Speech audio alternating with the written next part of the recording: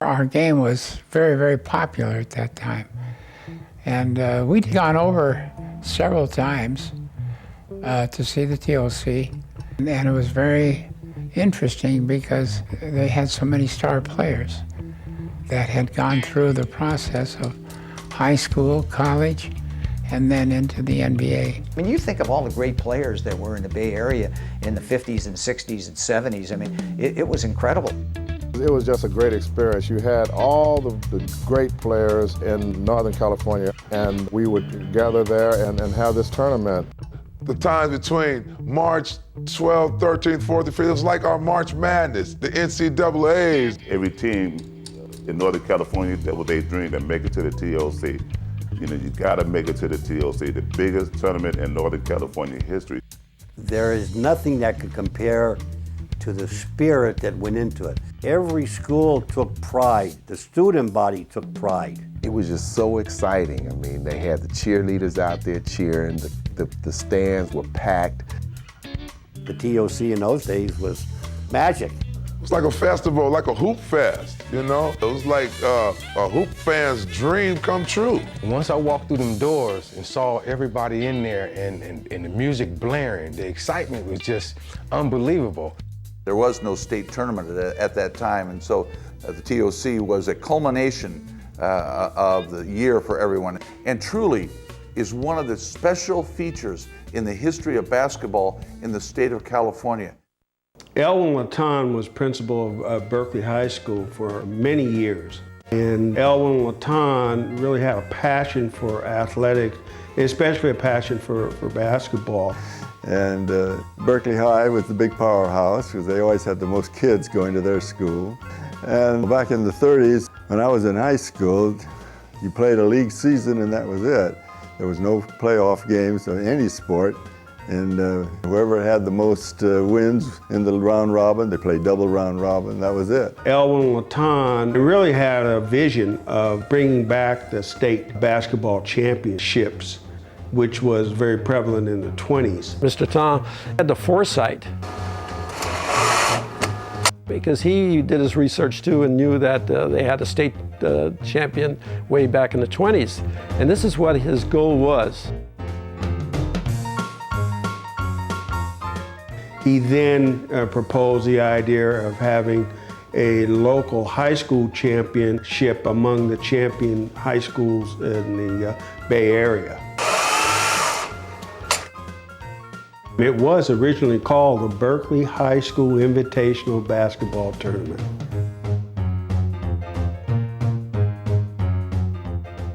And it started at Harmon Gym in 1947. And it was an invitational. The ACAL, Oakland's Athletic League, and San Francisco's AAA sent teams. You know, in 1947, Benny Neff was coaching at Lowell High School. He won championships in 1930, 31, 32, 33, 34, and so he was Mr. Basketball. Benny Neff was a legend in high school basketball. He had a system of offense that he called sideline pass variations, and there was about 1 million variations to the thing, and they always ended up with someone hitting a layup. We always remember him with his pennies. And the timeout, he used to get the pennies and say, now you do this and you do that. That was an amazing thing. I never saw a coach do that before or since. You know, in 1947, it's interesting, Benny was coaching at Lowell and Phil Rupert was coaching at St. Ignatius, so here you got the master against the pupil. Phil Rupert was just starting off, and Benny had been through this many, many times. And so Phil had got a lot of respect for Benny after that game. In 1948, it was moved over to the Kezar Pavilion in San Francisco, that second year of the tournament. And at that time, it changed its name from the Berkeley Invitational to the Tournament of Champions. Then it kept getting bigger and bigger. Late 40s, early 50s. Chico came down and Oroville came down. In fact, Chico won it. And eventually, the Tournament of Champions grew into the class of the area. And you think of all the great teams that were in the Bay Area in the 50s. I mean, it was incredible. George Poles was basically a baseball coach at MacLaren High School. No doubt, the greatest baseball coach around. And, but he could coach anything. He coached football, he coached track, and they won championships at MacLaren's. And of course, in basketball, they won 2 TOCs. And he coached some of the greatest players that ever come out of Oakland. Frankie Robinson, Goodwin, Hodges, Willie Rock. Had jump shooters. No one else was shooting one-hand jump shots before that time to that extent. The game evolved from pretty much a control kind of basketball in the late 40s and 50s to a flowing kind of offense in which players were given the freedom to shoot the 17, 18-foot jump shot. And Willie Rock and Goodman were such great jump shooters. George didn't try to change them, we'll put it that way. They were very good at jump shooting. At that time, MacLaren's was the only team that floored 5 black players. At MacLaren's, the fast break became the primary weapon of scoring. MacLaren's ran people to death. Didn't hesitate to bring the ball down in a hurry. A lot of people say that they learned it at Defirmary Park. We played MacLaren's in '51, and we lost to them. They won the Tournament of Champions. That team was really, really good. George Poles was just a wonderful coach of people. He got along so well with his teams. St. Ignatius was very special in terms of their basketball. And Rene Herrerius was a tremendous coach. And of course, St. Ignatius, by the way, was very, very successful in the TOC going back to the 50s. Herrerius won the Tournament of Champions in 1954 and 1955 and took a team to the finals in 1956. You talk about a high school coach that had such a great program, and it was year after year after year, and all the great players came to St. Ignatius, and he won with them. I was very fortunate to have good ball players when I was at St. Ignatius, and without good ball players, you're not going to go very far. And in '51, I had 4 of the 5 that played for Phil Rupert that migrated to USF and played with Russell and Casey Jones and Perry in that group. So they were on that team.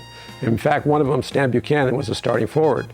Then in '54, '55, I had Bill Mallon and Paxton and Simpson, who made All-City, and I had a sophomore by the name of Fred LaCour. I saw his teams a couple of times in the TOC, and they were fantastically patient, well-schooled, fundamentally sound, and they didn't make any mistakes. One of the classic games was against Richmond High School, when Richmond had Farmer as their center and Hardiman and Brown and Banks in their starting lineup. They were all very, very good players. They scored a lot of points and they pressed a lot. And St. Ignatius was able to beat them because of the patience. And Fred LaCour made me as a coach because he was so far ahead of the game. He was able to play forward, he was a guard, and he was a center, and he was 6'5". I call him a 6'5" swingman. Although he did play center, had a wonderful hook shot, and owned the baseline. He had baseline moves that I'll never forget. And I think the one thing that gave the opponents problems was Fred could really handle the ball. And so he could play any position, and he can shoot from any place, and he was able to hook any place. And in fact, I remember when we played Stanford freshmen, and he broke the scoring record down there against their freshmen. And we never got invited back. Everyone wanted to hear about him. And in fact, after he got invited to an all-star game in Kentucky, and he went back there and he was the most valuable ball player. He was #1. He got a lot of ink. I remember my freshman year, I was lucky enough to watch Fred LaCour, who was a superstar. First team All-American along with Oscar Robertson. Fred LaCour, who was far and above any other player in the Bay Area. He could drive, he could shoot, he could do whatever he wanted to do, and he did it with both hands. He was a finesse player. With his finesse, he was able to score, high 20s, which was a lot of points in those days because many times you didn't score past 50. In 1955, St. Mary's of Berkeley had a great team led by Bob Dold and Irv Blue, who went on to play at St. Mary's College. They were a great team, but they lost to St. Ignatius High School. And it was the kind of event that once anybody saw these games and saw the great competition and saw the atmosphere of the Tournament of Champions and just how it brought so many student bodies together and so many great teams together over a period of 3 nights, it was just fantastic. So the rivalries off campus, were terrific. And those were quieter, milder times. And you had to go to a Tournament of Champions to really appreciate it when each school would march in. All the rooters would line up in the hall. St. Ignatius with their white shirts, MacLarens with all their white shirts and their orange pom-poms and all that. And then they would march in. And this is while the teams are warming up. Well, Harmon Gym at that time was the premier place for basketball in the Bay Area. They played 4 games each night, and when your team played, your rooting section got to sit behind their bench. And the rooting sections would compete against each other just as the athletes were competing on the floor. The cheerleaders and the pom-pom girls would put on routines. And the MacLaren's rooting section did an outstanding job throughout the years with the pageantry. And it was phenomenal excitement. And you get a bunch of kids in a gymnasium, and the noise level just hits the ceiling and stays there for the total duration of the game. Harmon was a facility that fans were right on top of the game. And the noise level was intense. But when they started to yell, and our student body at the St. Ignatius, just all boys, we didn't have any girls at that time, they just yelled and yelled and they just screamed. And you couldn't hear anything. In fact, you couldn't hear the whistle by the referees. It was that loud. I played for Bishop O'Dowd High School in 1956. We were brand new that year, and we actually won our league undefeated and got into the Tournament of Champions. And I think the 2 favorites in that tournament were Rennie Herrerius' St. Ignatius team with Fred LaCour. And then I thought MacLaren's was the number 2 team. MacLaren's, I remember, had Joe Gardier. And Joe Gardier was maybe 5'8". He was Spud Webb before Spud Webb. How about a guy who's 5'7", 5'8", whatever he is, and doing backhanded dunks? Joe Gardier, what a player.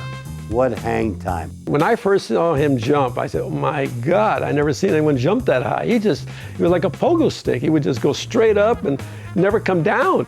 There was a guy that if Newton, who developed the science of physics, he wondered how he stood up in the air. As he went up, the guard with him went up with him. The guard started to come down, and Joe was still hanging. In the semifinals of the '56 Tournament Champions, we played Santa Rosa. And Fred LaCour fell going for the ball, and he got his thumb, looked like it was sprained. And so he didn't play in that last game. We played El Cerrito, and they had Cornell Green at that time. The final score was 26-20, I think. We slowed the game up a lot. Those St. Ignatius teams in the mid-50s won a tremendous amount of games and had high achievement levels and were very special. The moniker became MacLaren's School of Champions. They were the gold standard. They were the best.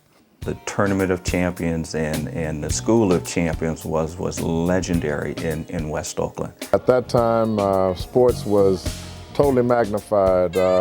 You had Bill Russell and Frank Robertson and all those guys going through MacLaren's. Paul Harless, from San Francisco, he played for Benny Neff at Lowell High School.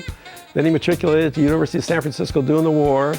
Then he got the job over at MacLaren's. Paul Harless was the premier basketball coach in the Bay Area, and he brought about up-tempo basketball, he brought about pressure defense, and he brought about the idea of letting players, use their skills.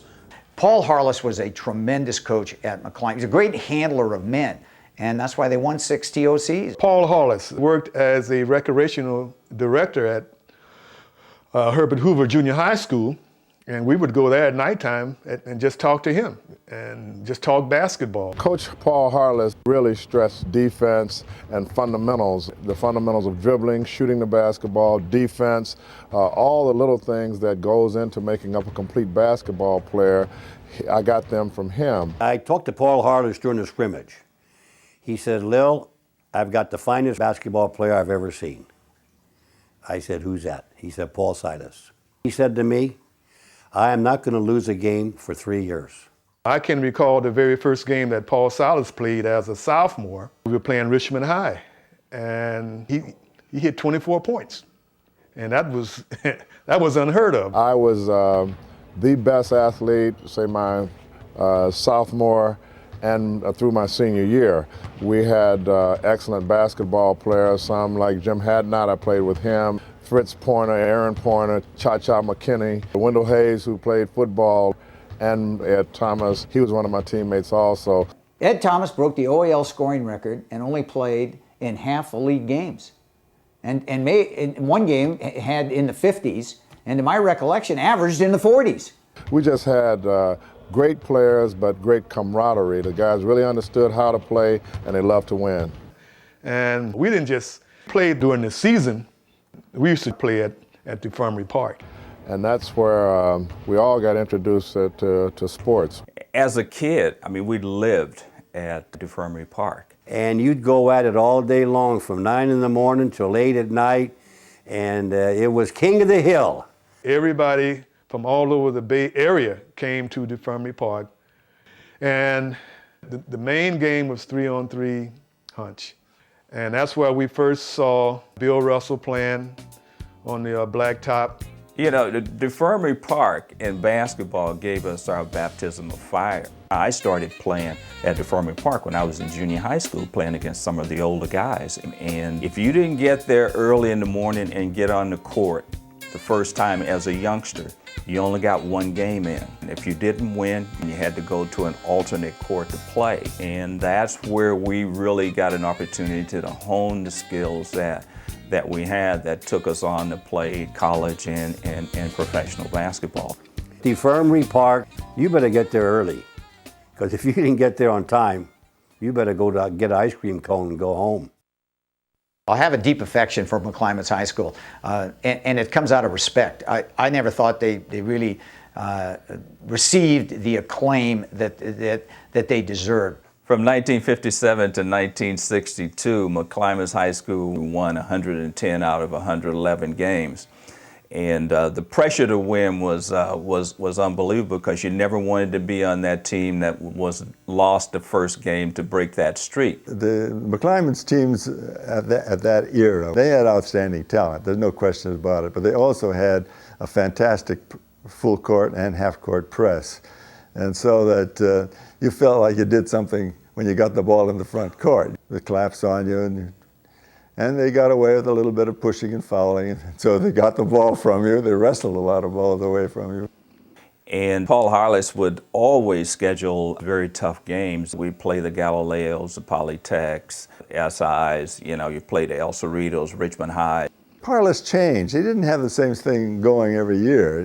There was one year where he was actually running an offense that was very similar to what Newell was running at Cal. I have never seen anyone that was as innovative as Paul Harless was. At the Tournament Champions, it was so loud with the Stoom bodies that when a timeout, no one could hear. And you literally couldn't hear yourself think at timeouts, because all the cheering sections were competing, and it was just unbelievably loud. The noise level was so great that you could hardly get any information to your players. So Paul Harless rolled his cabinet out. It was on wheels, and they put it there, and each of the players put headsets on. We said, what is that? We said he's out of his mind. When this thing was rolled out, we were getting our instructions, and the opposing team were so shocked about what was happening that they never got anything taken care of. And the timeout was out, and we were back on the floor and we were playing again. But this just goes to show how innovative Paul Harless was. I remember the TOC from sneaking into the gym when I was a player at Cal and having a chance occasionally to see the games, and they were big-time games, of course. And I'd heard about how rabid fans were in Indiana and Kentucky and places like that, but I never thought of California being that much of a hotbed for prep basketball. But you walked into Harmon Gym for the TOC, and it literally was like an NCAA tournament.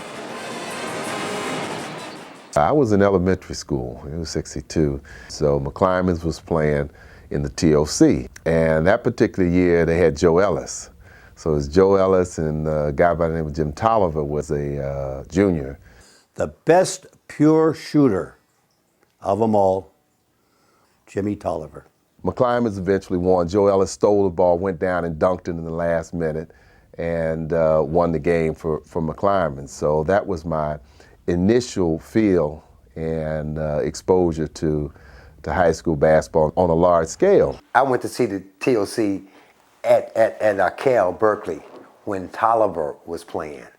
And my God, I mean, to see that guy out there, I mean, it's 5'10", maybe 5'11", dunking on people, it was just amazing. I couldn't believe it. I was all out to see. So Berkeley High and MacLaren's meet in the final on Saturday night in the championship game. And I'd already known some of the players. They had Gary Petersmeyer, they had Robert Payne, they had Norman Newcomb, they had Billy Carr, they had Billy Robinson, and it was a great game. Nip and tuck, back and forth. Tolliver and I think they had another little guard named Monroe, and the two of them were the key players. The crowd, it was almost like they have now with a wave, but at that time, I mean, the whole Harlem Gym was moving. And it got down to a one-point game. Berkeley went up with about 14, 15 seconds left. And instead of calling a time, MacLaren inbounded the ball and just came on up court and rolled up, and it was Tolliver all the way. He was dribbling through people, and he stops just about the top of the key. This guy just went up in the air and just laid there, which seemed like for minutes. And finally, when everybody else came down, he released the ball, and it went through. I mean, I never will forget that. I always say that was my moment where I realized and decided that I wanted to play basketball. We just had tremendous athletes. We had kids that just wanted to play, loved to win, and in fact didn't think that we were not supposed to win. When we stepped on the court, we believed that we were going to win that ball game. And for people to say, well, who were they? They were something. They were something special. We went to the TOC in '57, and then we went again in '64. We were the bookends of MacLaren's domination. Up to that time, nobody except MacLaren had ever won from the OAL. During the mid-'60s in Oakland, there was kind of a power shift in terms of talent. We went from the West Oakland area to East Oakland. Leo Alemano, in my opinion, was one of the fine high school basketball coaches in the area. He did a tremendous job at Fremont High in Oakland. Fremont could play with anybody because they were so well coached. Leo Alemano was kind of the master. He was the kind of the Pete Newell or Johnny Wooden of prep basketball. I don't think a lot of people realize that Leo Alemano had 4 TOC titles. They played structural basketball, good defense, did not make a whole lot of mistakes. Well, Don Griffin was the smartest player I had. He knew what was going on so well in the game that it made coaching a lot easier. When we went to the TOC in '64, it was the first time in our recent memory where anyone except MacLaren had been there. Don and Wayne McDonald were the 2 juniors on the team. All the rest were seniors. Harry Els was tough on us in '64. The '64 Harry Els team had Carl Adams as a guard, who was their leading scorer. They had the big guy, Wes Russell, in the middle, who was really a dominant player. And we lost to Harry Els. That's the one time Harry Ellis won the TOC when they beat Sacred Heart. The TOC actually came on the radar for me when I was an assistant coach at St. Ignatius High School. And of course, Bob Portman was the star there at St. Ignatius. They had come off a real good year.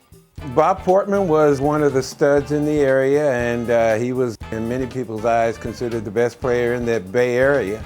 And coming off the year before, when, like I said, we were really just glad to be there, we came into 65 feeling like we should actually win the tournament. We honestly felt like we could play with anyone, that we were as good as St. Ignatius or Richmond High School. Certainly from the San Francisco side, St. Ignatius was considered the dominant team in the area. But to make a long story short, that year we had moved on to the finals, and we played against Fremont and Leo Alamano, and they beat us. It was a heck of a game, it was a close game, and we came up a little bit short. For that season, we won 24 games and lost 2. We won the league 16-0, and teams from the Hayward League just weren't doing that, at that time. And we had good rebounding, and we had excellent shooting. It was just a good time,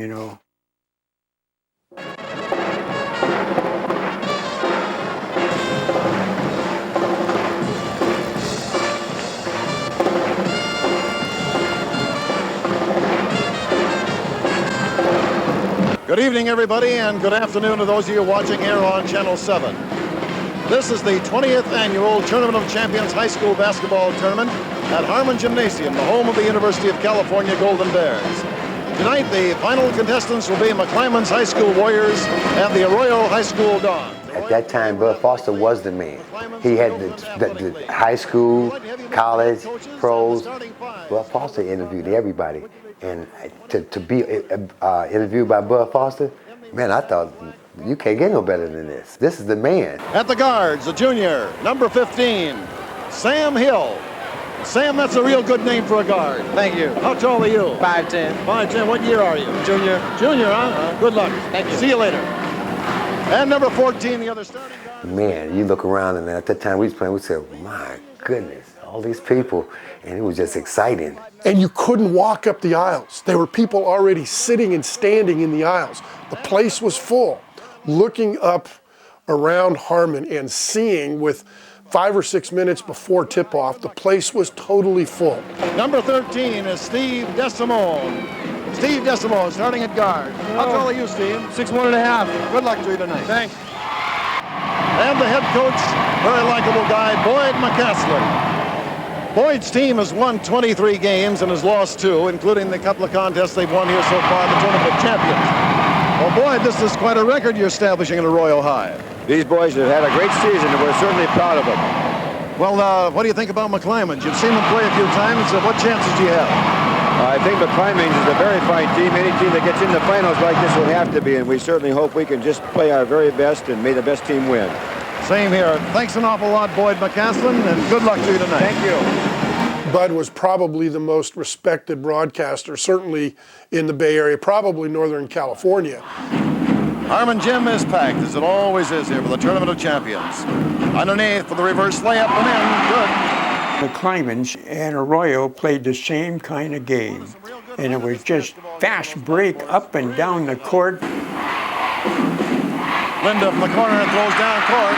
Streaking out the ball, Sam Hill, lay-in is good. And it was really a great game for the fans to watch, because there was so much action. Boyd's style was to run and gun. He was not somebody that wanted to set it up and grind it out. He liked to run, he liked to press. When we came down, he wanted that ball to go up. Steve DeSimone casting off again, right through there. Steve DeSimone was their designated shooter. Steve was left-handed, so he would get it up and he would shoot, with his left hand, and it rotates sideways, You couldn't leave him open because that's how deadly his shot was. We only had one real setup, and that's the way we played all the time, and it was just a couple of moves out in front there. Stevenson casting off, beautiful. When we were playing back in high school, there was no such thing as a point guard and a shooting guard. We were just guards. Now down the right sideline, Bill Colbert to McClymonds. Off the top, Lee Matthews, long, good one. Nate Williams, Otis Allison, all those guys, they benefited from Lee Matthews' ball handling. Making the switch, Steve Desimone. Lee, I remember at some point in the game, had come down on a fast break and had done a behind-the-back pass to Nate Williams. You just didn't see those things. Now, I would only play 6, maybe 7 players. You just don't find a good enough bunch of guys down the line that you can include them all in there, you know. But it seems like we always had a good team. And there's the scoreboard at the end of the first half. Arroyo 33, McClymonds High School 30. TOC was more than just basketball. It was a show, and we had the Warriors, and we had 2 twins as the Warriors out there. And man, they rocked that place. McClymonds had all these cheerleaders and these girls dressed up with feathers and so on to look like Indians, you know, and their whole stands was just a solid mass of cheering people from their school, you know. But we had a terrific school band, and they were acclaimed as the best band in the tournament. And I'll tell you what, they were really good. William Smith. Thomas again. Smith's shot off the front rim. Rebounded off. Linda has it now. Off the left side of the lane. Fine shot. To see us get up and down the court the way we did, you just had to say, wait a minute, where did these guys come from? And we averaged, I don't know, somewhere around 70 a game my senior year. Nate Williams was one of the most dominating players that I've seen in a long time. Stolen. Fast break down court. Desimone. Beautiful blocking job on the play by Nate Williams. As soon as I laid that ball, let it go out of my hands, it's Nate Williams coming down on me like Secretariat. And I remember saying, this one's going to live forever. Clymonds has the ball again.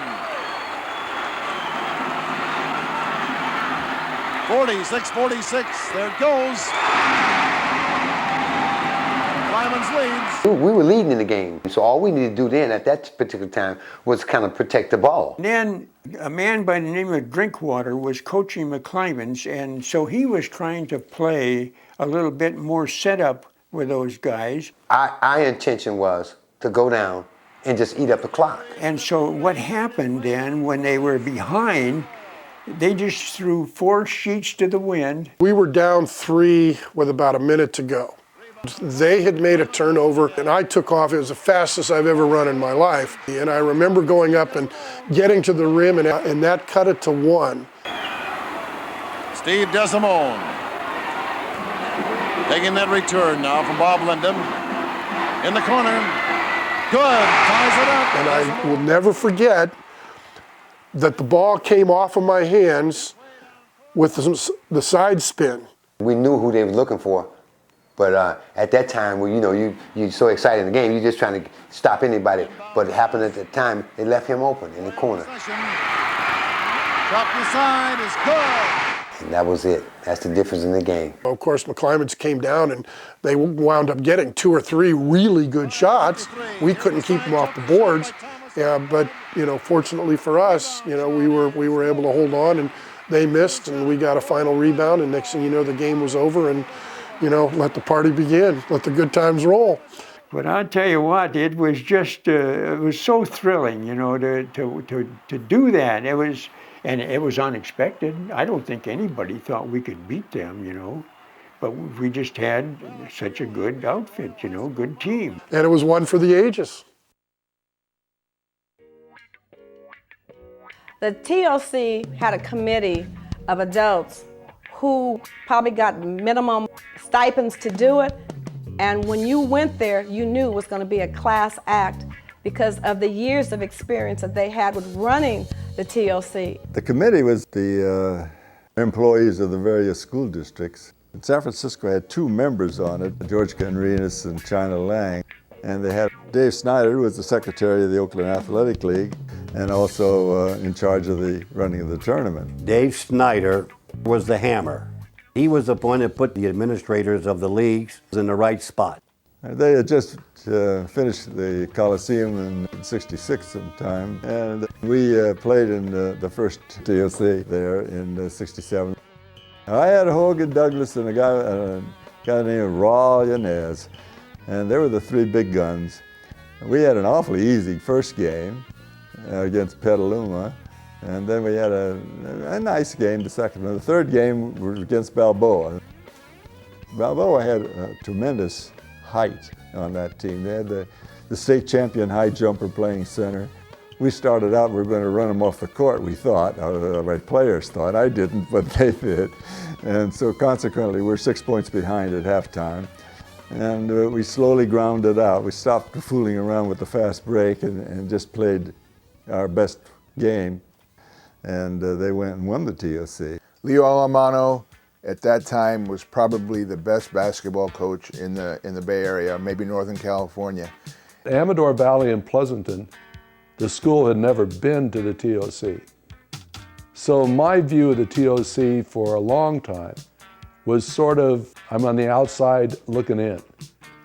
It literally became our goal, and it was the one goal you could set for kids that they all would accept.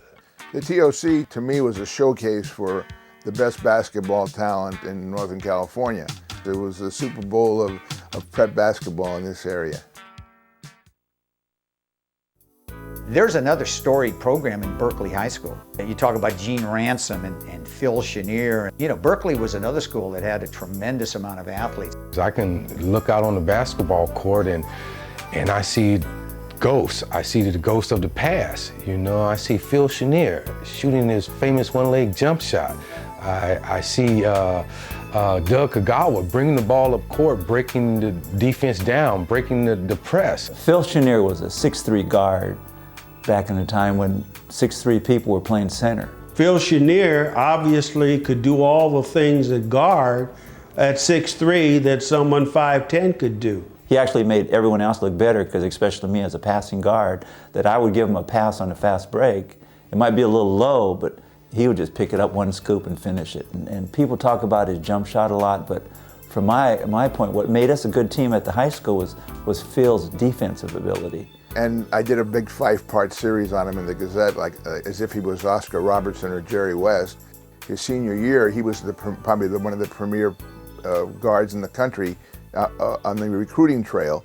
And I remember seeing John Wooden come up to see him play. I mean, everybody wanted Phil. And I think Spike Hensley probably had the idea that Phil's future would be as a pro and that he would be a guard. Spike was a visionary coach. I think he had vision in that he knew that, you know, we all wanted to go on and do other things, and he allowed us the opportunity to grow and develop. What I really liked about him is that he wasn't one that tried to overcoach. And what he was really big on was on defense, especially on the full court press. And I don't think we got a lot of credit for the kind of defense we played. I mean, with Doug and Carl Shelton, I mean, they would be ball hawking you. Carl always had quick hands, super quick hands and quick feet. He had a quick shot, release shot on his jump shot. And Carl was kind of the quiet, big killer on our team. I mean, you have Phil on one side, you got Carl on the other side shooting away. I just distributed the ball and watched. And I had teammates that we could play off each other where, you know, I could set my man up defensively, try to turn him as many ways as I could. And so Carl would be right there, the quickest player I've ever played with or even seen. And we would press from the tip-off to the end of the game, and basically it was like a run and jump situation. And our press was basically our offense. We would just get after people. It was like a feeding frenzy. We would just pressure the guy. The quickness is just amazing. The 1968 Tournament of Champions, in my estimation, was one of the greatest tournaments of all time. Phil Cheniere played in that tournament, so it was an electric atmosphere with a great basketball player. Actually, there was more than Phil out there. There were several. In the '68 TOC, there was a buzz around the whole Oakland, Berkeley areas, Berkeley Mac. It was Cheniere against Nate Williams. And here comes Nate the Great Williams coming in, you know, and he was like 6'4", 6'5", powerhouse build. In the Mac game, Phil had 22 of our first 24 points. And the 42 points that Phil scored that night broke the TOC scoring record for an individual game. My first experience in going to the TOC, they had tickets available to go to watch Phil Cheniere and those guys play against Woodrow Wilson High School. And I remember one of the elements to get into the game, everybody had to wear a white t-shirt so the whole cheering section would look uniform. And I remember I had a ticket that was really way up in the very top of the building. My high school, Woodrow Wilson, they went 30-0. And we had Ainsley Truitt. He was about 6'10". That was our Lou Alcindor, our Kareem Abdul-Jabbar guy. And he had a bunch of role players that could really play accompanying him on his march to the TOC championship in 1968. And to win that tournament was quite an accomplishment. It was such a spectacular event, such a great game, that I said to myself that day and that night that I wanted to play in the TOC one day. I remember Spike Hensley talking about the crop that was coming up in a few years, and he mentioned a guy by the name of John Lambert. He said, this guy can really play, he's about 6'10". John Lambert was kind of the steady enforcer, the rebounder. He was the guy you could depend on for his 10 or 12, 15 rebounds a game. And the recruiters loved his size, of course. Now I'm at Cal Berkeley. And Berkeley has the #1 team in the state. They had Lambert, they had Marvin Buckley, Larry Green, Dan Pally was on that team, and had Glenn Burke. I remember Glenn Burke right now just hanging and switching hands and triple pumping all in one motion. But Glenn had incredible hang time too. I mean, I've seen him do some phenomenal things.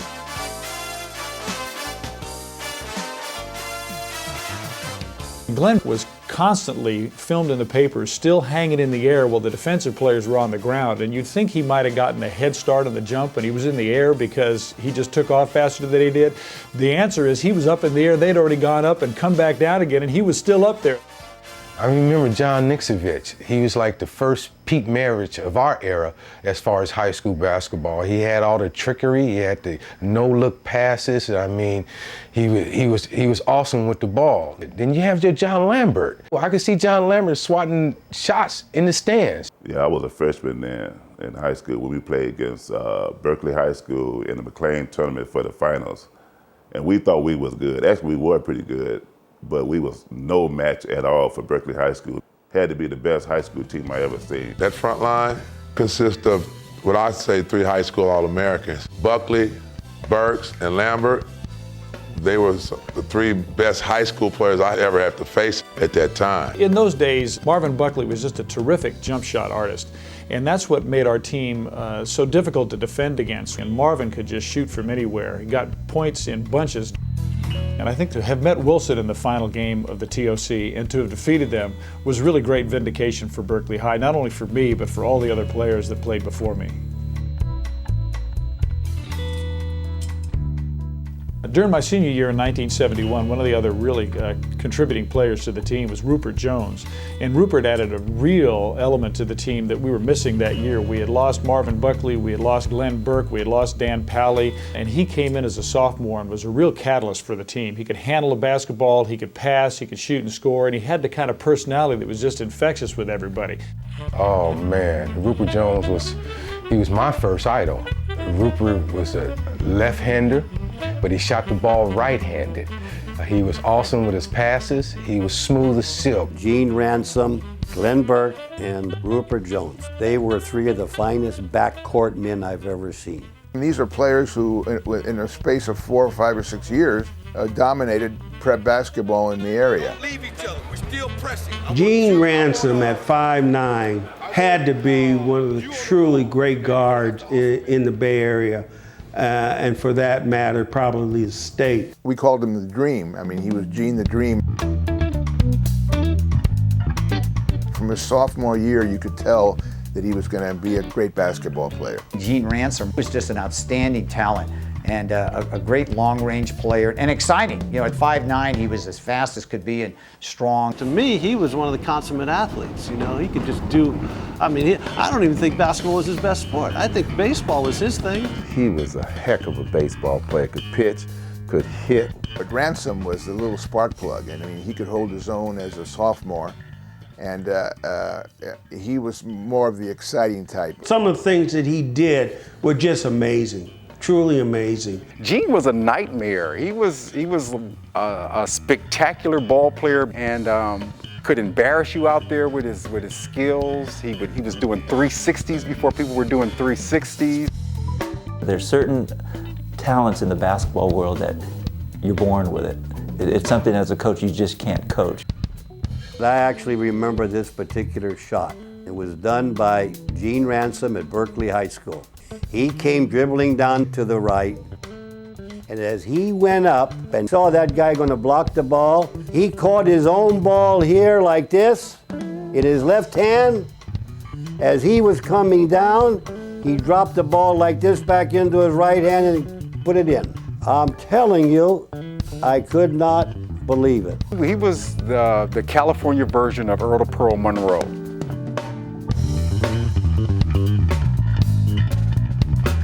Gene had the ability when he's coming down the corridor in our half-court set or when he's creating things that he doesn't just see the one man open, he sees the whole court. He sees 9 guys at the same time. He just felt the game. It was just as another point guard watching Gene, it was just poetry in motion, and the best offense was just get it in Gene's hand and let him create.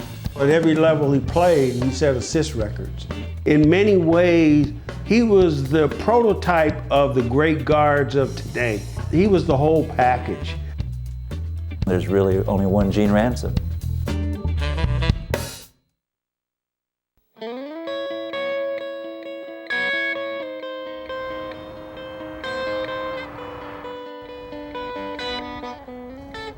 The Fresno area is basically farm country. I remember back when we had to work in the fields so we can get tennis shoes and all that stuff just to play basketball. What our family did, we cut grapes. We picked cotton for a while, but we were a little too tall for cotton. It was hard work, it was hot, and school started back then after Labor Day to give the people here in the Valley a chance to get the farm work done before we even started school. I started playing basketball as a freshman in high school. I started on varsity, and basketball just came natural. Coach Tom Cleary was my high school coach throughout my whole high school career. And he was 6'8", and when I was a freshman, he would practice with us. And that's where I got used to playing against taller people. Joaquin Memorial was so big in basketball in the 70s, we had only one home game during our whole basketball season. The rest had to be held at Selden Arena because we drew that many people. We would sell out Selden Arena almost every time we even played. Cliff Pondexter was the younger brother of Roscoe Pondexter, who was a great high school player at San Joaquin Memorial. My brother Roscoe was a leading scorer in California. And I thought to myself, how can a guy be better than Roscoe? And then I saw Cliff. He was so big, so strong, so powerful, literally a man-child. They had this thing called a circuit when you go around and play in all different areas in California.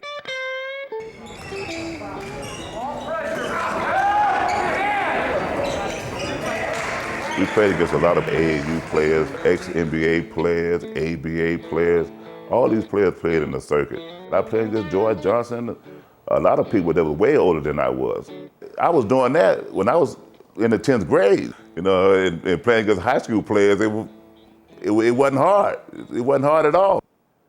We look at LeBron James as a high school player, and Cliff fell into that category. In '72, when we won the Valley Championship, we was allowed to go to TOC. And of course, everybody wanted to beat San Joaquin Memorial. They had no idea what kind of team we had. San Joaquin Memorial was Cliff Pondexter, and he was 6'7", 6'8", I don't know, and big, and quick hands, quick feet. So we couldn't go all the way in and hit layups with him in there because he was knocking them away. My fondest memory of him, in a crowd, Cliff went up and got a rebound, and I'm not kidding, I thought he took a bite out of the rim on his way down, and I jumped up and I applauded. It was such a great rebound. And so San Joaquin Memorial won the championship. When we came back to the TOC in '73, I knew what to expect then. I had played the year before, we won it, we knew it was going to be tough. My first game in the TOC, we were playing Castlemont, who was a co-favorite to win the tournament with San Joaquin Memorial. Castlemont had Jeff Randall, they had Reggie Green, and I think those were the two name players, but they had some ballers on that squad. And as things turned out, they got a pretty good sized lead, and I don't know, we kind of hung around. Like all the MacLaren fans and all the Berkeley fans started rooting for us. And the whole gym started rooting for us because obviously they wanted to see us knock Castlemont out. And you know, one thing happened to another, and we hit a couple of shots, and you know, we walked out a winner. And because of that, it generated a lot of respect, and Drake High was emblematic and got put on the map for its basketball prowess. The next night, unfortunately, we ran into San Joaquin Memorial, and I just remember Pondexter was just the biggest force that I think we ever had to compete against. I remember physically how much bigger, stronger, faster they were than us. And we knew that we were in for a battle. We knew just getting to that point was as much of an achievement as to be even playing in that game. Now we get a chance to play because Berkeley High School, my last game of my high school career. 1973 TOC, I remember because everybody talked about Clifford Pondexter as being the best player in the state. So there was a lot of anticipation to see how he would do against the great Berkeley team. I've been knowing a couple of players for years. Gene Ransom, he's from Fresno anyway. I've been knowing him for a long time. And Rupert Jones, I played against him my sophomore year in high school. The 73 TOC was thrilling to the extent that we pretty much had beaten all the teams in the Bay Area, and our last mountain to climb was San Joaquin Memorial. It was people stacked up out there, but they'd been there, looked like almost a half a day to get tickets to see a high school game. And my greatest thrill was Berkeley High School. Berkeley High had Gene Ransom and Rupert Jones. Rupert Jones and Gene Ransom were fantastic athletes. I mean, these are the kind of people that you saw them and you left the game and you'd say, wow. Both would end up being all TOC 3 years in a row, which is the distinction that no one has achieved. And Gene might have been short, but he was always 10 feet on the floor. He would do stuff that you'd open your mouth and say, oh no, he didn't. It was just exciting to see him play. I remember the Pondexters really well. I mean, they're just so phenomenal. I mean, and they were just cat-like in terms of how much space they could cover. And then we had some other players on our team that no one knew about really stepped up. Nelson Beasley, Kevin Castman, they was a big part of the Panthers' success. The late Sam Skinner said it may have been one of the greatest high school basketball games he had ever seen. Coming from Fresno, our whole city went mad over San Joaquin Memorial winning the TOC. It was like something that they'd never seen before, and never have, but never will again.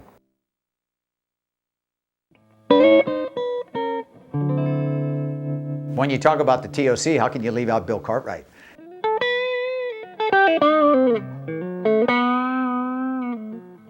Well, what you got to understand is that Elk Grove High School, we're a little small town from the valley.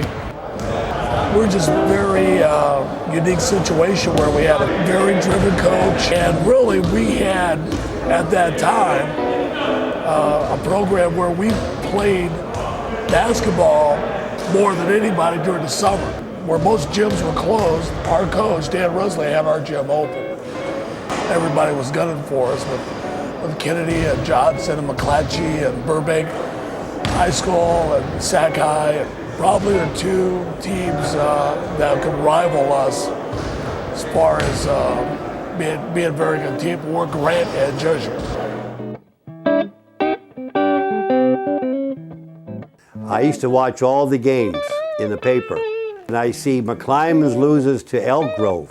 Bill Cartwright scored 56 points against MacLaren. And I said, Ben, was that a misprint in the paper? This guy scored 56 points? He said, no. He said, you ain't heard of Bill Cartwright? I said, never heard of him in my life. He said, he's good. I said, 56 point good? Yeah, he said, I think he could have scored more. I first recruited Bill when he was a sophomore at Elk Grove. I was an assistant coach at USF. Bob Gaylor's the head coach. Bill Cartwright, He was kind of a gangly 6'9.5", 6'10", and I kind of thought to myself, you know, this guy probably has a future.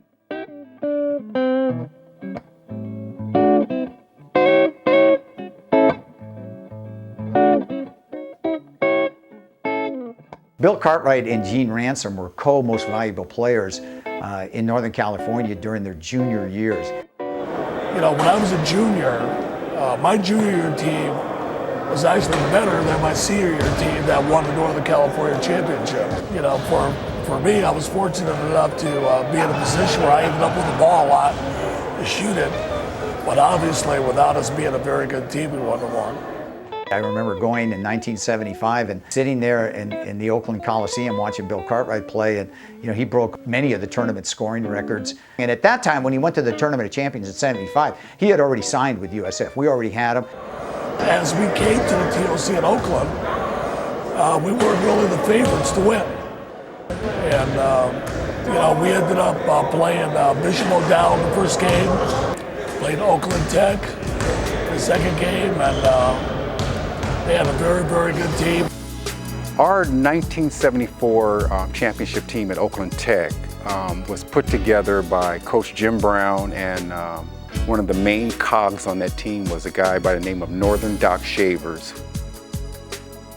We ended up playing St. Joe's in the championship, and they knew us inside and out. They scouted us well and went with the double teams and things like that. And it was one hell of a game that I wish we had film of, because you know, both teams know each other, both teams know each other's players, and it was just a fist fight the whole way.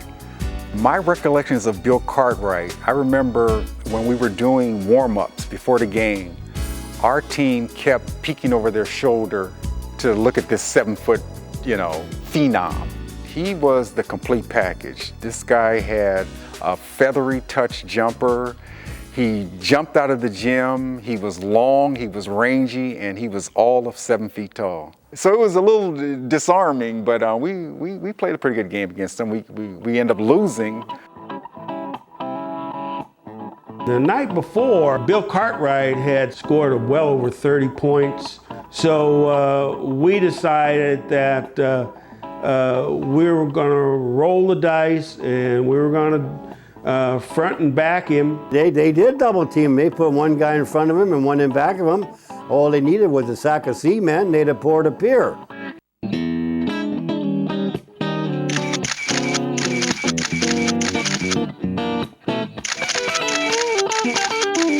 Gene Ransom was by far the quickest guard we had ever seen.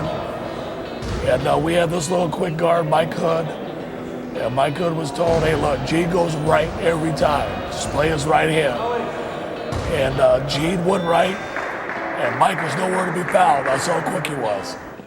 If there was any mistake that we made at USF, we probably should have recruited Gene a little bit harder. He was just an incredible talent.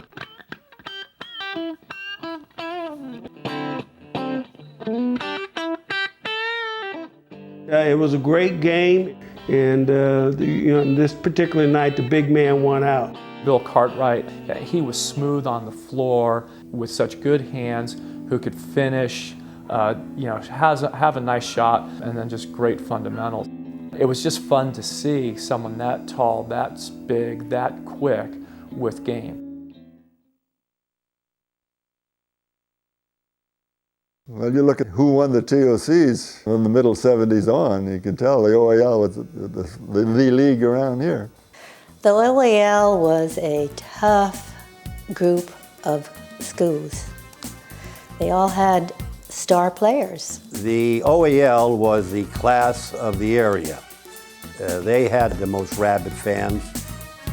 The OAL is the premier league in Northern California. I mean, hands down. The intensity level was real thick. Unless you were there, you cannot believe the experience when the place was packed at Laney. And it was always sold out, standing room only. And people were outside waiting, hoping to get in, but there was no more room. OAL basketball is like a murderer's row. And you learn to be tough, or you just get off the court. You talk about, you know, every team had real All-Americans, I mean real All-Americans. Wolf Perry, in those days in the 70s, he was like the All-American that you can see up front and just watch him play. Wolf Perry was one of those guys that remind me of the next one to go to the Warriors. And Northern Doc Shavers. Northern Doc Shavers was the biggest, roughest, toughest, meanest ball player you'd ever want to meet. And anyone who ever guarded him is probably missing teeth or, you know, has been reduced in their courage. See, back then, you had to have game, all around game. And when they dunked before the games, it just sets you afire. And Castlemont had boys. Steve Moe, man, the boy was sweet. Call him Momo. He used to come down shaking and baking like magic, and the boys, you know.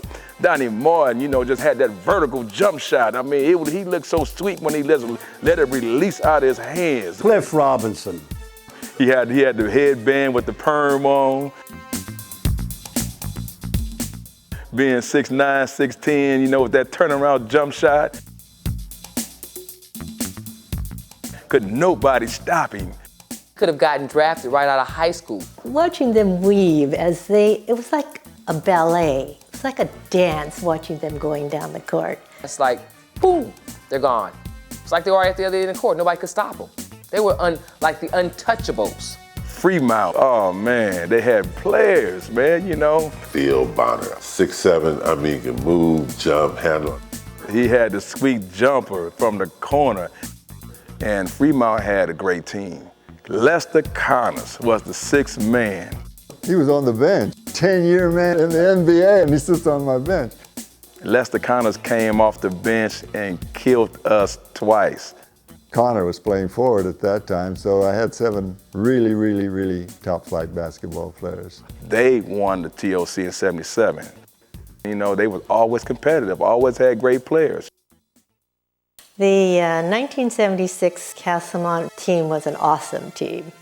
Grissom and Seals and Robinson were juniors. My favorite was to watch Donnie Martin, Steve Moore, and Gary McCoy. That 3-guard offense was the most exciting thing that I could ever imagine. Coach S, Shigematsu. If people really seen Castlemont play back then, you know, his personality showed through his players. They played with a lot of intensity, man, and they played with a lot of soul. That was the team we played 4 times and went and lost 3. They beat us in the Richmond tournament. We split in the OAL, and they beat us in the playoff game. Then we were invited to go to the tournament anyway, but unseeded, of course. We drew Balboa. Balboa had a very, very good team, the best Balboa team they ever had. Francois Wise. We couldn't handle them. Shigematsu had Seals guarding Francois. Not Robinson, because he was afraid Robinson would fall out, and probably would have. And Seals was very, very quick. They had an exceptional team, and Shuggy did a great job on that game.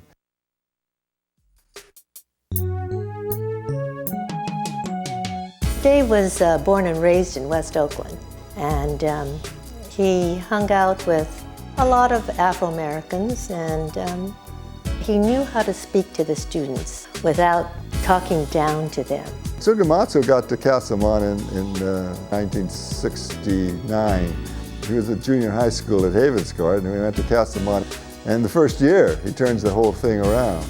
So they won the TOC his first year. Well, he was excited, you know, becoming coach. He wanted to become a varsity coach, and this was a great time for him, and he just loved this team.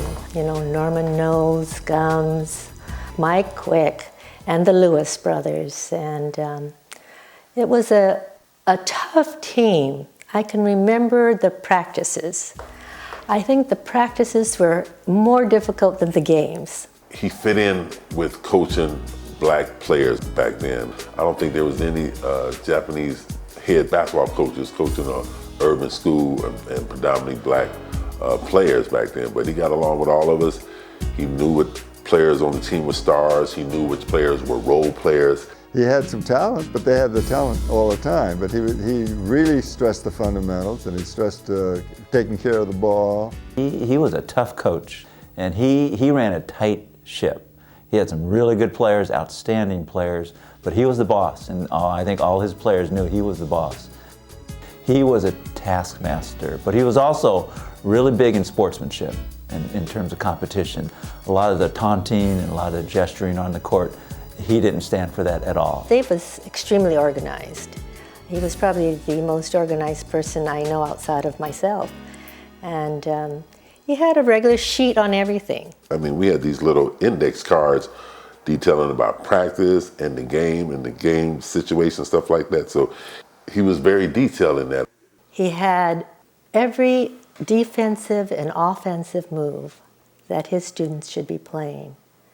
And it was done from quarter to quarter. He choreographed the game down to the minutia.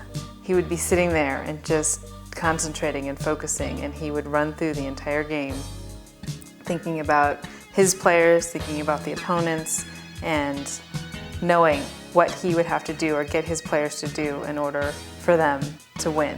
He would tell or have it on this card, at the very top of this card, what the score should be at the end of each quarter, what the score should be at the halftime, what the score should be in the third quarter, and what the final score should be.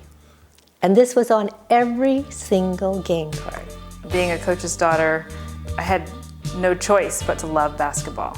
No choice but to want to watch it, want to learn it. Basketball meant everything to my dad. We lived basketball. It was not just something he coached on the side. Coach Shigematsu had his whole family involved. He had his wife, his children. They would go to other games sometimes and scout whatever we needed to know about the other team that they did that particular game. I just had the scouting sheet. And if he needed more information, then he'd ask me. But no, here's the sheet. Here's what I found out. And then he would just ask, what do you think? If we made him stand back like 6 inches or a foot further back, how would he be able to make the same shot? And, I gave him my assessment. When we played Mac, Oakland Tech, Oakland High, Skyline, they were all good players, and Fremont High. Fremont High because Coach Alamano was one of those great fundamental coaches again. And, my husband David had the highest respect for that man. Every time he played, he said, I've got to outfox that man. I've got to outthink that person. And the same with the other coaches. Here was a Japanese coach coaching a predominantly black school in deep East Oakland. So I know they respected him. They knew he was going to be well prepared and his team was going to be well prepared. They know if you're going to be playing Kasman, you're playing Coach S. And Coach Shigematsu was like the Pat Riley of coaches back then dressing. Purple blazer, the light purple shirt, and then sometimes he had the purple pants and the white blazers, the white shoes. I mean, he came out there styling, so I mean, he set the tone. He knew about each hood. He knew about Sobrani Park, he knew about the communities in West Oakland, he knew about North Oakland, he knew who was who. Well, one Saturday morning, Dave was being interviewed by Sam Skinner. And I had called my mother-in-law and made sure that she was on the right radio station so she would hear this too. So she called me back about half an hour later and she said, when is Dave going to be on? I said, Mom, that was him being interviewed for the last half hour. And she said, I didn't recognize his voice. And it was because he sounded more like a brother, he sounded like Sam. It was a really big loss when he passed away, but I remember very clearly, Dave on the court, that he had a real loud voice, and his players heard it often. When he passed away, our whole life kind of stopped because we were so much into basketball, whether it was the high school league or whether it was his church league. Every day was basketball. And then on the weekends, because he did the church leagues, they always played Sunday afternoon. And so the sport brought a lot to our family. The structure of the TOC changed in the late 70s. By that I mean you had to become a section champion or an at-large to even get invited to the TOC. Coming into the TOC, we had no knowledge of anybody that played out this way. Berkeley was a great team in '78. Bishop O'Dowd, with Robbie Beal, they had a great team. In the San Francisco teams, Bal was pretty tough. Always had great teams at Balboa.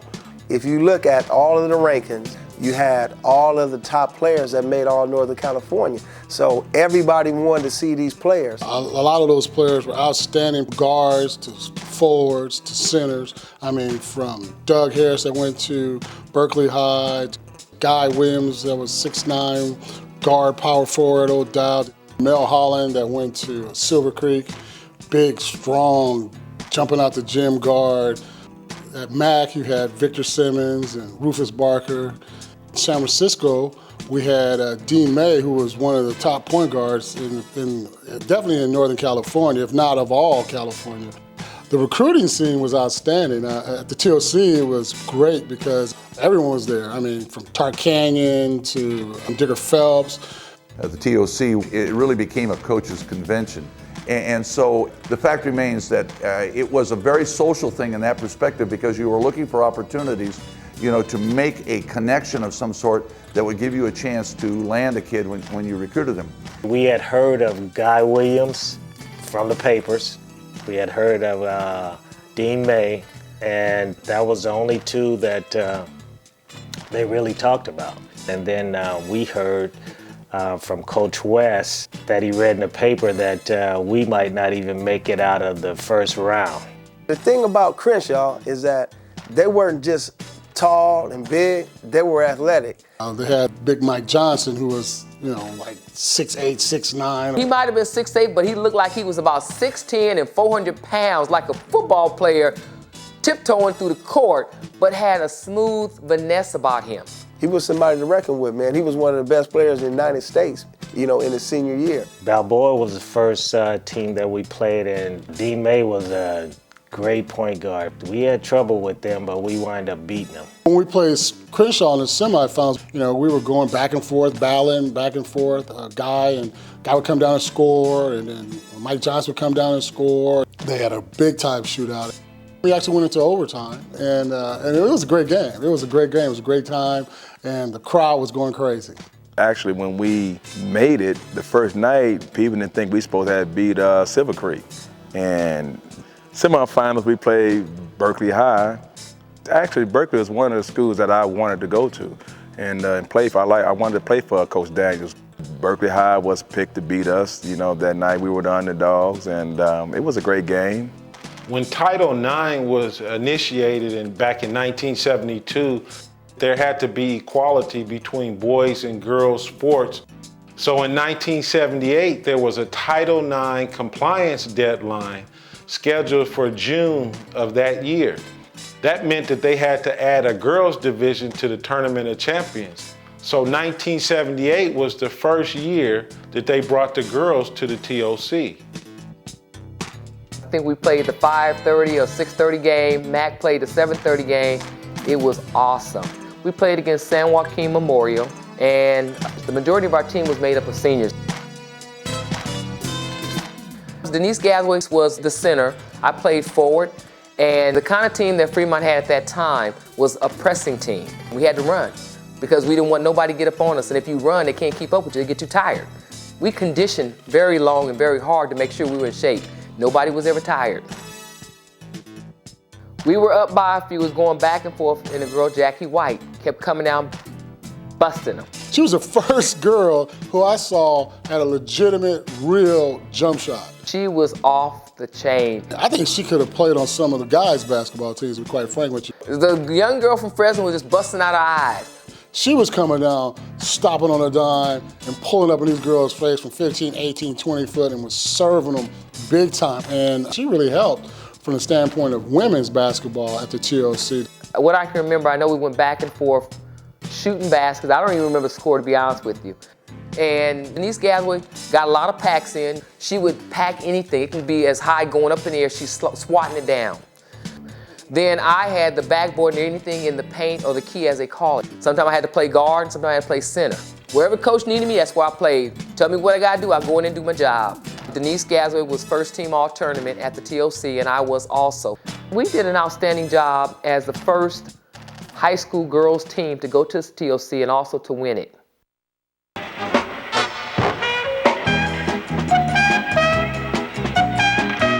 Just going back to '78, that team that year, we were small. You are watching right now the Clymans. We were the underdogs, but we all had, big hearts coming from West Oakland. They were quick, they were good.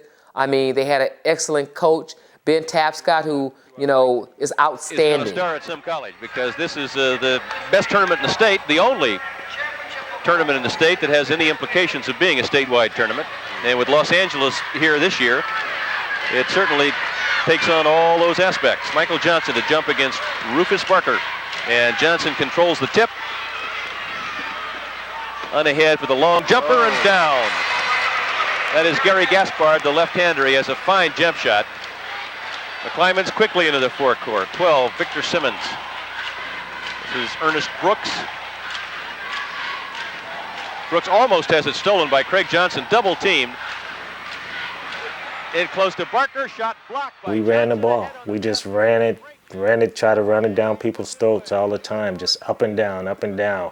And we were in shape because Coach West had us, he had us running heels during the preseason. McClymon's going to have to start making it. To stay R&D. Anything that came to the hole, we never worried about anybody going to the hole because Mike would be there. He would just throw stuff out. Well, that Johnson is a powerful man. Coach Tapscott's philosophy that night to us was, do what we do. Pressing, trapping, pushing the ball up the court. Rebound McClymans. Brooks quickly up court. They'll run. He's going to take it all the way to the lay-in. Executes a one-man exhibit there. Good move by Number Ernest 25 from McClymans. Looking back, I played my role, as a point guard. When it was called upon me to score, I scored a jump shot here. I made a couple of layups, but the most important thing I did was basically just run the team. Basically, we had like a freelance offense where anybody that got the ball could actually score. We worked from the outside to the inside, and most of the time we tried to get it into Big Mike. Big Mike, I would say about 70% of the time would score a basket. He's quick. He'll take that jump shot, but he gets inside to Johnson, who muscles his way inside. Shot is good, and a foul is called. I've seen him dunk. Just stand right underneath the basket and dunk on a pro, reverse dunk, bam, just dunk back on somebody like amazing. Mike did some amazing stuff. Playing against high school players, he was like a man among boys. Everything he did when he got close to the rim was trying to dunk on you. And he was trying to posterize you and put you on the next commercial. That was like their whole team. Their whole team was dunking. It was like fly slamma jamma, from Crenshaw. Because Crenshaw is so tall. But now that Davis is out of the lineup, Crenshaw has lost its second tallest player. This is Ashford driving the lane. Good fake, but Johnson bats it away. This is Gaspard on the break. All the way, but I remember they had a guy named Gary Gaspard who was about 6'5", real thin, left-handed. Jumped out the gym. At those days, Duncan, I think Duncan just came back our senior year. Gary was slender, can handle the ball, and go to the hoop, he'll dunk on you in a minute. We were ahead by 14 at one time. And they cut the lead down to 6. They made a run. They stole the ball a couple of times from Cordy, and that gave them the momentum going into the second half. no foul. I'm sorry. Thought he called a foul, but he didn't. The fans go wild.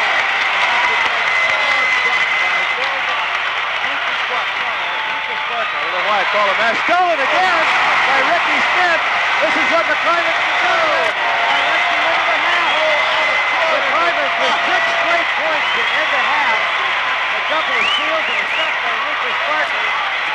And McClymonds down by 10 is all of a sudden back in the basketball game. We are at halftime. It is 39-37 Crenshaw. And we will be right back with more of the Tournament of Champions after station identification.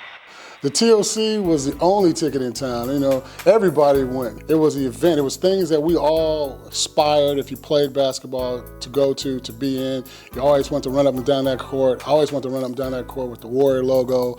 The TOC was run like a well-oiled machine. There were never any mistakes each time, whatever time we were supposed to play our games. The referees, it was like clockwork. Lou Jones was kind of the master of ceremonies of the Tournament of Champions, and he knew everything there was to know. And he told you exactly, you know, what you're going to be doing and how to do it and all that. And he was really the man. The TOC was something that was for our community. It's like your block party. The thing that I enjoyed about the TOC was, like you said, we got to see our local talent. We had enough kids right here to be our own champions. You had youngsters who you see grow up, and you just see them turning into ball players. It's like now, I remember the Belford. Belford's been around long in dirt. I was looking at a list of all the young people that played for Belford. A lot of people know Bill Belford from coaching semi-pro teams and high school all-star teams. He was a program sponsor and a big-time supporter of the Tournament of Champions every year. Sam Skinner, that was the main man when it came to sports in the Bay Area around that time. Everyone remembers his morning shows, and I mean early morning. You get up at 6:30, 7:30 in the morning, and you turn on KDIA to listen to Sam Skinner, and he'd give all the high school scores, and he'd say some nice things about the good players. He would come to the big games, and he would come and talk to the players and talk to the coaches. He was like a buddy, you know, it was almost like a principal, a teacher walking around all the people all the time, cracking jokes. You know, he was kind of big, large, a huge man. When you're a kid, he's a huge figure of life right there, very jolly. One of the cool things about Sam Skinner is that he was the first person to openly promote good sportsmanship over the radio. And you know, you wanted to know Sam because he was a personality. If you was cool with Sam Skinner, you get some airtime, some hookups, some kind of publicity messing with Sam. So all athletes wanted to kick it BOG with Sam Skinner. From what I can remember, we were still confident about the game. Coach West was confident about winning the game. As a matter of fact, I remember Coach West telling us after the game is over, he was going to give one of the nets to me and the other net to Mike, you know, for us to take home. Victor Simmons was a small forward, you know, or scorer. Victor Simmons was very creative, acrobatic. Court to Victor Simmons, goes baseline, reverse lay-in is good. Beautiful move by Simmons. You know, he was doing stuff on the court that, you know, people had to say whoa to, you know, back then. Left side as Simmons backs off, out on top to Brooks again. He'll set it up again. Here's Victor Simmons going to the lane, nice move, shoots over Johnson, good. Well, after we would score, you know, playing against Crenshaw, Coach Tab always wanted us to get into a 1-3-1, you know, half-court trap. And also we switched defense during timeout. When they made their adjustment, we made our adjustment to the 2-2-1.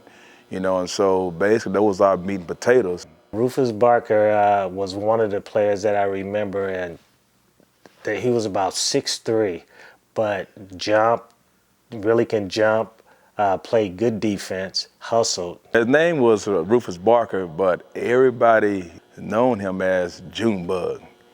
Junebug was the type of player that, man, he just motivated everybody. At 6'3", playing against, you know, a player like Michael Johnson, at that time he was 6'8", 6'9", 250 pounds. It was like David against Goliath. It was back and forth the whole game, and it was actually not, people was not sure who was going to win the game until the last minute of the game. To Polk, good move around Johnson, but the shot's blocked anyway. Barker gets it back, wedges it up and in. 55-51. Great play by Barker underneath with the pressure from the big man, Michael Johnson. See, Mac wanted the game. Crenshaw might have won it, but Mac wanted even more. They wanted to establish themselves by putting Mac back on the map. Junebug played Michael Johnson smart, and he kind of frustrated and discouraged Michael Johnson to the point where he got in a lot of foul trouble. We got into foul trouble.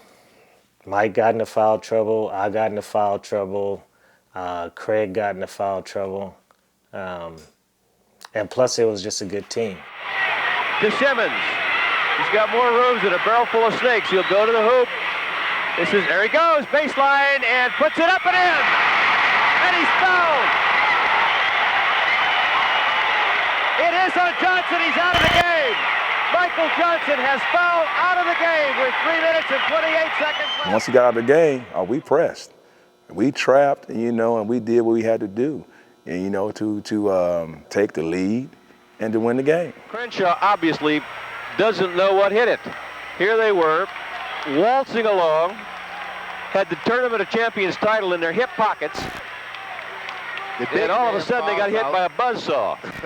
Yeah. Coach West just talked about us settling down and just playing our game. But the most important thing I did was basically just run the team, calling defenses out, made crucial free throws down the stretch, to actually kind of, keep our foot on the neck of Crenshaw, as far as getting the victory.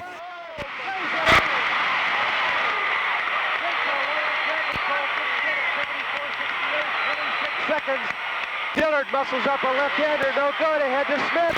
They actually picked them to beat us that night. But, unfortunately that didn't happen. That what the media was saying that, that night, that we didn't belong on the same floor as Crenshaw or Big Michael Johnson. And we played a great game for our team. 7-point lead for Mac.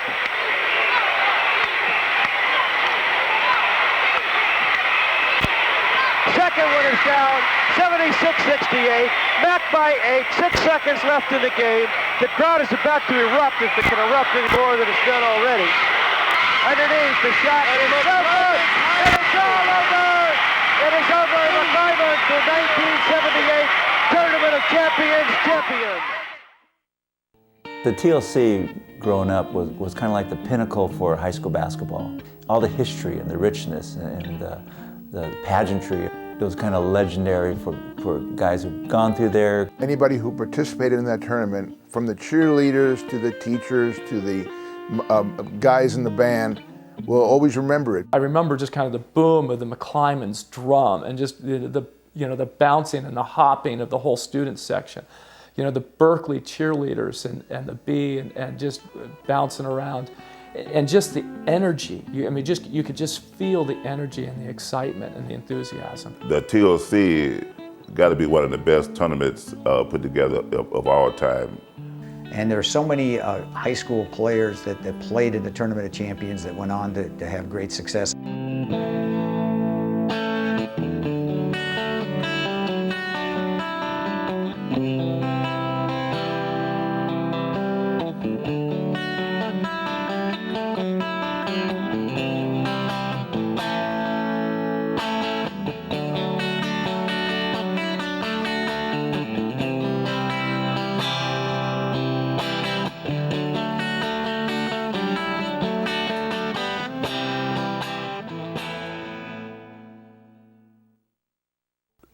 Unfortunately, high school sports can be extremely political. And there literally became a political fight over survival. And in the sections, survival meant money. We were one of the few states that didn't have a state playoff. And we felt that we could do it by having section playoffs and make the TOC the state championship. What happened, and I saw it, the state came in and they took it over. And eventually the TOC disappeared. As I reflect back, it took 34 years for the vision that Elwin Latan, the principal of Berkeley High School, had to bring about the state championship. Having lost the Tournament of Champions has taken a lot away from the Bay Area basketball. I kind of wish that they bring it back in some form. maybe a preseason TOC. I would like to see that. The TLC still sticks out as a special place in the memory of, I think, in terms of high school basketball at the Bay Area, that the TLC was the place everyone wanted to be. It is something that came around at the right time for the right group of people.